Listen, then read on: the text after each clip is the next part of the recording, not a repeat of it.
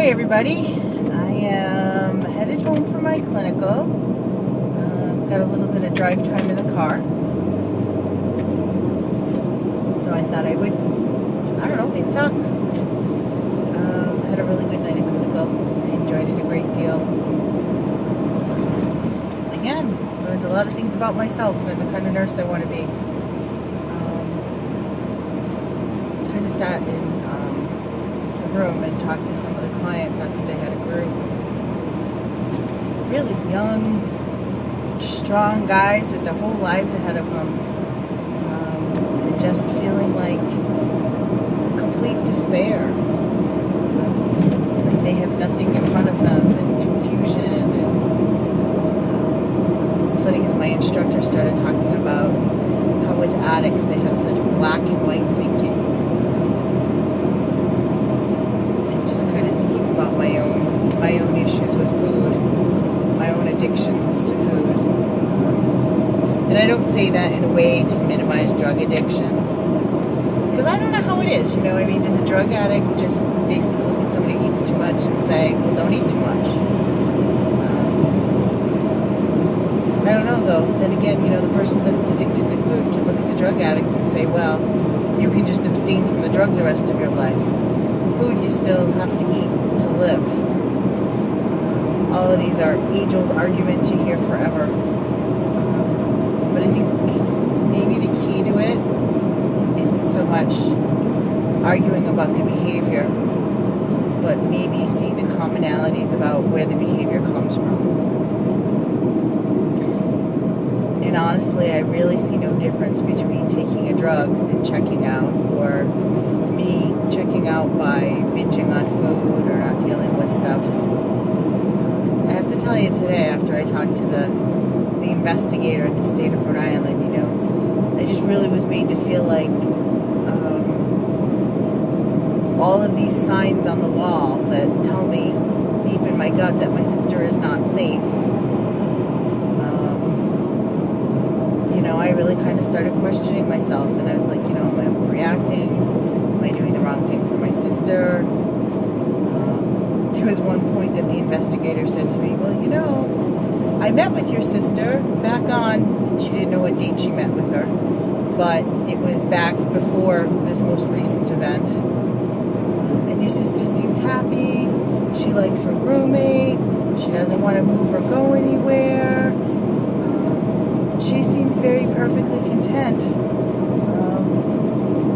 I'm a little confused as to, why you think there's an issue there. And I got really upset, and I said to the lady, you're confused why my developmentally disabled sister may be in a situation that's unsafe and she doesn't recognize it to be unsafe? I'm sorry? Isn't that the reason she gets services? Because if she had the ability to recognize unsafe situations, would she need support services that she needs? I just think it's so funny how plausible deniability seems to have replaced accountability and responsibility.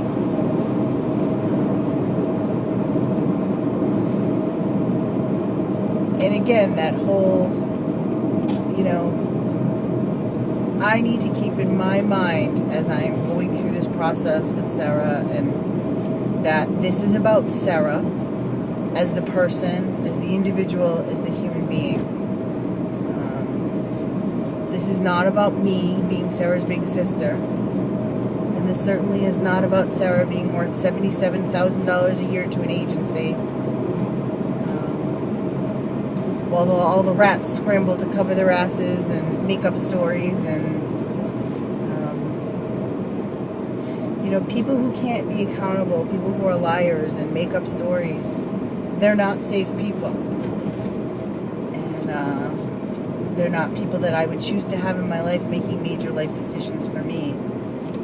So to a certain degree, I need to help Sarah have good people in her life that are making decisions. And again, that's not everybody at Trudeau.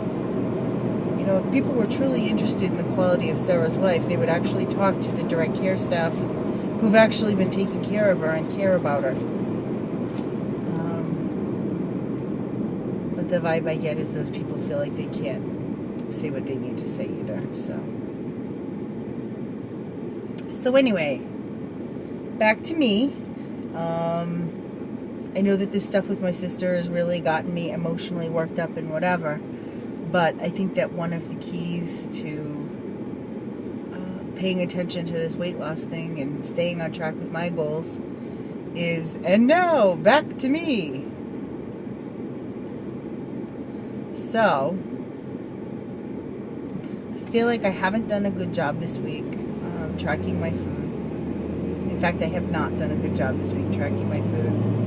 So I'm really afraid that when I go to Weight Watchers, I'm going to be up. I also haven't been drinking as much water as I should be drinking. And I know that that's like the huge key to losing weight. I did go and do some weight training today, which is Monday. And I did some weight training, I believe, on Saturday. I've been hiking the dogs every day. I kind of hurt myself doing some running on the treadmill. I have an issue with my Achilles. Plus I'm carrying a lot of weight, which is killing me. But I need to find some good ways to do cardio.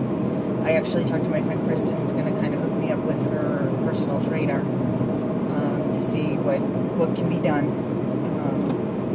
And it's hard in the winter. I mean, in the spring and summer months, I love riding my bike. I love being outside, The winter can get a little tough. And honestly, people are like, oh, do swimming. It's so good for you. And I will be doing swimming for this triathlon that I'm going to do with my friend Liz. Hi, Liz. But I really don't like to swim during the winter. I feel like I end up getting sick. And it's not, it's not a quick workout to go swimming.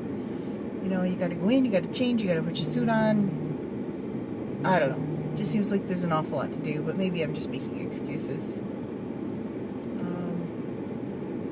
Anyway, I'm almost home. I just wanted to say goodnight, everybody.